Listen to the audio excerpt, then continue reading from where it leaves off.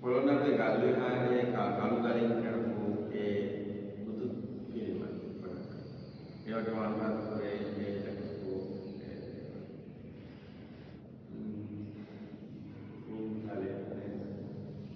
පෞරාණික තැන් ගොඩක්. අපි ඊට පස්සේ දළදා මාලිගාව ඒ පිසිතුවම ගොඩක් දැක්කා දළදා මාලිගාව වීඩියෝ.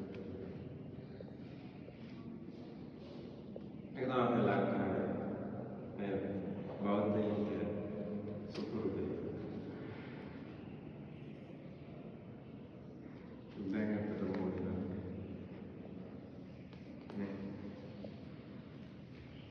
නේ ධර්මය තමයි. අපි පිටරටවල දැකලා තියෙනවා ආයලන්ත වල පාසල් වල නිර්මාණ ගොඩනැගිලි වන්තරක් අපි දැකලා තියෙනවා. වියට්නාම් වල ලාओස් මියන්මාර් නමුත් අපේ ධර්මය තමයි හමුදෝයි නේ ධර්මය තමයි මේ නිසායි බුද්ධෝත්පාද දේශනා අති දුර්ලභයි අති නිර්මලයි අති පහසුයි ඒ වගේම යුගයේ යුගම ඒ නිසානේ අපේ තායිලන්තයේ ඉඳලා අපේ සංස්කෘතිය වගේ ඕනකම තියෙනවා. වියට්නාම් වල තත්ත්වම අපේ ස්වාමීන් වහන්සේ වගේ ඕනකම. නමුත් ඔවුන් ආරණ්‍යවාසයේ මුලගේ හිටිනා ධර්මය තමයි ඔවුන්ගේ පන්සල් වල අත්දැකලා ඔවුන් ලංකාවට එනකොට බුද්ධෝත්පාද දේශනාවට එහෙම බුද්ධෝත්පාද ඒ දේශනා කියන ස්ථාන දේශනා මේ වගේ ස්ථාන මෙත් මාලා මේ කරා මෙත් මාලේකස් මෙත් මාල ෆවුන්ඩේෂන් එකට සම්බන්ධ ස්ථාන ලංකාව කියන ලෝකයේ වගේ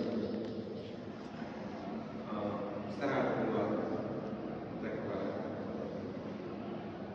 මොකද පිරිසක් ඉන්නවා පුරා දවස් අපිටම යන ගමන තුළ දකින්න සාමාන්‍යයෙන් සත්‍ය ලෝකෙට විතර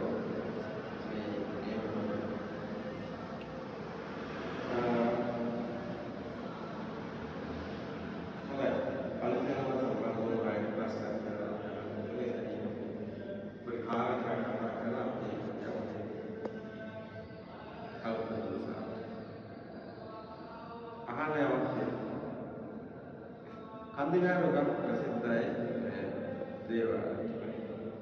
කන්දියාවේ කතරගම වගේ ඒ කටයුතු වලට මේවත් වැදගත් නේද? හැමදේම වගේ. අපේ මනසෙන් පන්සලට එනවා හේතුවක් අවශ්‍යයි. ගොඩක් වෙලාවට පන්සලට එන්නේ කරදරයක්. නේද? ඒකෙදි මුල් සමයත් කිසා කරන්නේ නේද? ඒ හැම කෙනෙක්ම නේද ඊට වෙලා දෙන්නවා නේද? පන්සල අමතන තියෙනවා. නමුත් මිනිස්සු පන්සලට එන්නේ තත්ත්ව කරදරයක් වුණාම වෙන යන්න අස්කන ගෝධි ගාවට එනවා වගේ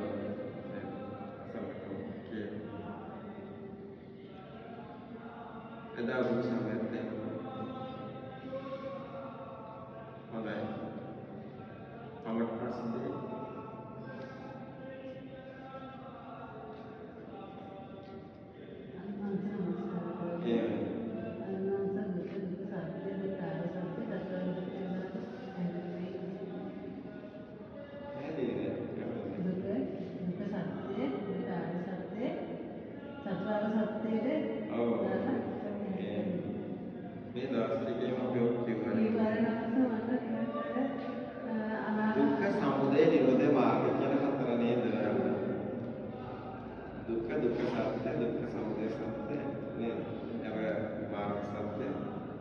කියලා අරගෙන.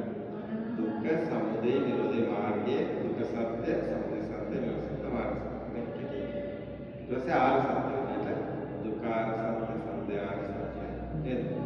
මාර්ගාර්ය සත්‍ය, නිරෝධාර්ය සත්‍ය. කාරණේදී ගැඹුර ගන්නවනේ පාලි වලින් දවනේ